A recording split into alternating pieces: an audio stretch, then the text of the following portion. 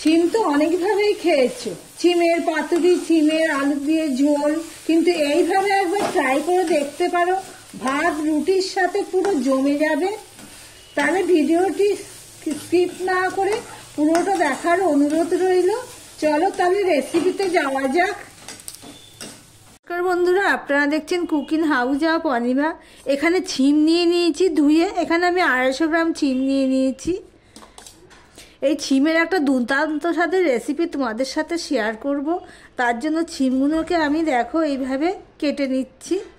আমি 2 পিস করেই কেটে নেব। ছিমগুলো তো খুব একটা বড় না, যেগুলো বড় সেগুলো আমি 3 পিস করব, আর না হলে আমি 2 পিস করেই কেটে নেব।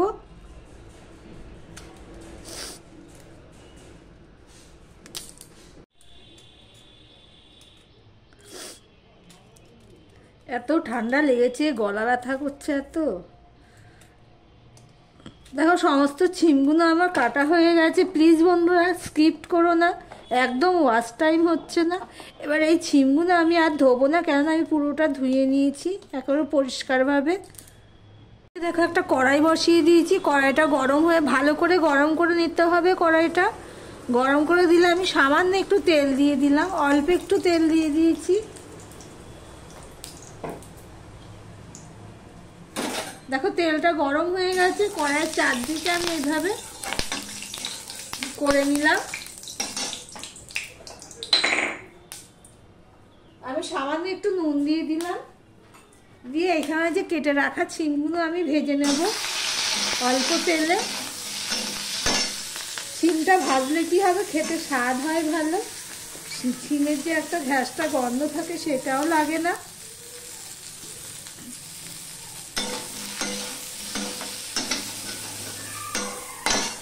আমি ঢাকা দিয়ে দিয়ে ছিমটা ভেজে নিচ্ছি। আর এদিকে দেখো পেঁয়াজ নিয়ে নিয়েছি বড় সাইজের, মোটামুটি সাইজের একটা, আর অর্ধেক পেঁয়াজ নিয়ে নিয়েছি। আর রসুন নিয়ে নিয়েছি 10-12 কোয়া রসুন। এগুলো আমি গ্রেট করে নেব। তোমাদের কাছে যদি বাটা থাকে তো বাটা দিতে পারো, আমার কাছে নেই তাই আমি গ্রেট করে নিচ্ছি। দেখো বন্ধুরা ছিমটা ভাজা হয়ে গেছে, এবার আমি এটা একটা পাত্রে তুলে নেব।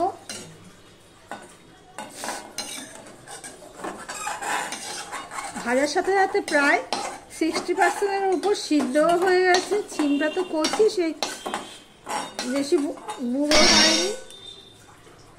আমি তো তখন অল্প করে দিয়ে ছিমটা ভেজে নিয়েছি। তেল নেই কড়াইতে, আমি এখানে 2 চামচের মতন তেল দিয়ে দিলাম।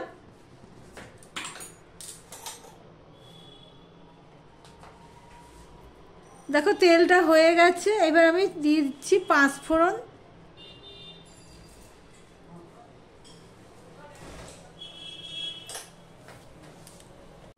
পাঁচফোড়নটা হয়ে গেছে। এখানে দেখো আমি গ্রেট করে রসুন আর পেঁয়াজ নিয়েছি, আর কটা কাঁচা লঙ্কা কুচিয়ে নিয়েছি।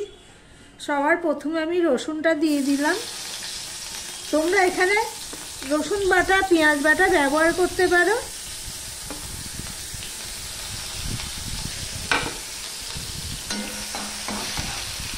দেখো বন্ধুরা পেঁয়াজ বাটা রসুন বাটাটা লাল লাল করেই ভাজা হয়ে গেছে। লাল লাল করেই ভাজতে হবে, না হলে স্বাদ হবে না, এটা মাথায় রাখতে হবে। এখানে আমি আদা দিয়ে দিয়েছি 1/2 চামচের মতো, আর 4টে কাঁচা লঙ্কা কুচানো সেটা আমি দিয়ে দিলাম। দিয়ে এটা আমি ভালো করে কষিয়ে নেব। এর সাথে আমি দিয়ে দিচ্ছি আমি 4 পিস টমেটো দিয়ে দিলাম, পরে আবার দেব। দেখতে থাকো বন্ধুরা। এই পর্যন্ত যারা ভিডিওটি দেখছো এখনো পর্যন্ত লাইক করনি, চট করে একটা লাইক করে দিও। টমেটো কাঁচা লঙ্কা এগুলো নরম হয়ে গেছে, এবার আমি এখানে নুন দিয়ে দিচ্ছি অল্প একটু। আর এখানে মশলা দিয়ে দিচ্ছি, দেখো 1/2 চামচের মতন আমি হলুদ গুঁড়ো দিয়ে দিলাম, 1/2 চামচ ধনের গুঁড়ো দিয়ে দিলাম, আর 1/2 চামচ দিয়ে দিলাম জিরের গুঁড়ো। লঙ্কার গুঁড়ো আমি এখানে দেব না। আর এখানে দেখো আমি মুগ ডাল ভেজে রেখেছিলাম 2 চামচের মতো হবে, সেই মুগ ডালটা আমি দিয়ে দিলাম জল সমেত, এটা ভিজিয়ে রেখেছিলাম। দিয়ে এবার আমি এটা কষাতে থাকবো। প্লিজ বন্ধুরা লাইক কমেন্ট শেয়ার করে দিও। আর যারা নতুন বন্ধু দেখছো তাদেরকে বলছি চ্যানেলটি সাবস্ক্রাইব করে পাশে থাকার জন্য। একটুখানি মুগ ডাল যদি এইভাবে দাও তাহলে দারুণ খেতে লাগে। এটা সিদ্ধ হয়ে যাবে অথচ গলবে না।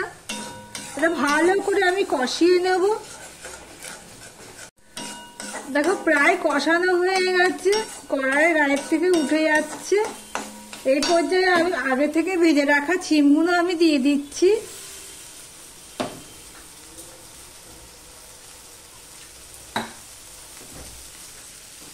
ভিডিওটি প্লিজ ফুল ওয়াচ করো।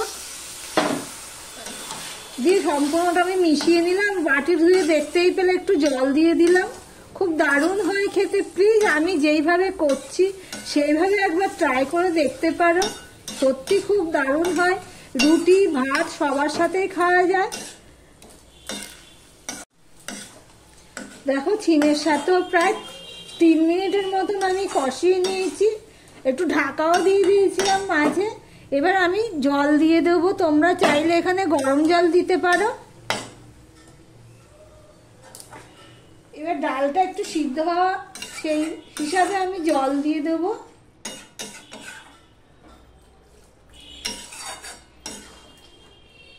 ডালটা সিদ্ধ হবে কিন্তু গলবে না।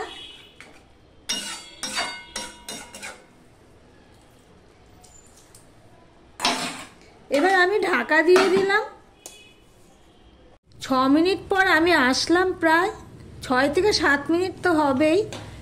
ঢাকা দিয়েছিলাম, মাঝে এসে একবার আমি নেড়ে দিয়েছি। যেহেতু এখানে ডাল দিয়েছি সেই জন্য একটুখানি নেড়ে দিয়েছি ঠিক এইভাবে, না হলে কি হবে লেগে যেতে পারে। দেখো বন্ধুরা ডালটা সিদ্ধ হয়ে গেছে কিন্তু গলেনি। এই দেখো পেস্ট হয়ে যাচ্ছে কিন্তু পুরো গলেনি। মুখের সাথে দাঁতে কামড় পড়লে ভালো লাগবে খেতে। এবার এর মধ্যে আমি আর কিছুটা টমেটো দিয়ে দিচ্ছি। টমেটোটা এই কারণে দিচ্ছি দেখতেও ভালো লাগবে, আর যারা একটু টক পছন্দ করে তারা টমেটোটা আলাদাভাবে নিয়ে নিতে পারবে। টমেটোটা দিয়ে ঢাকা দিয়ে প্রায় 2 মিনিটের মতন আমি ঢাকা দিয়ে রেখেছিলাম, কারণ টমেটোটা তো নরম হতে লাগবে সেই জন্য।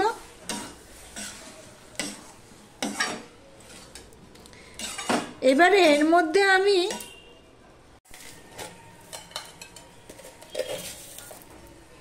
সবজিতে একটু চিনি না দিলে হয় না, মিষ্টি তো একটু দিতেই লাগে।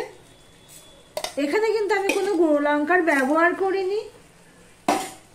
এবার মিষ্টিটা দিয়েছি প্রায় 2 চামচের মতো। সম্পূর্ণটা আমি মিশিয়ে নিচ্ছি। দেখো বন্ধুরা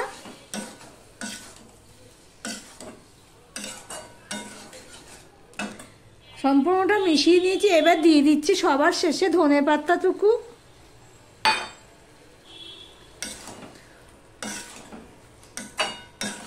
ধনেপাতাটুকু দিয়েও আমি মিশিয়ে নিলাম। এই পর্যন্ত যারা ভিডিওটি দেখছো তাদেরকে অসংখ্য অসংখ্য ধন্যবাদ। এবার আমি গ্যাসটা অফ করে দেব। ঢাকা দিয়ে স্ট্যান্ডিং টাইমে আমি রেখে দিলাম 5 মিনিটের জন্য। ভিডিওটি আজকের মতন এখানেই শেষ করলাম। আবার অন্য কোনো রেসিপি নিয়ে চলে আসবো।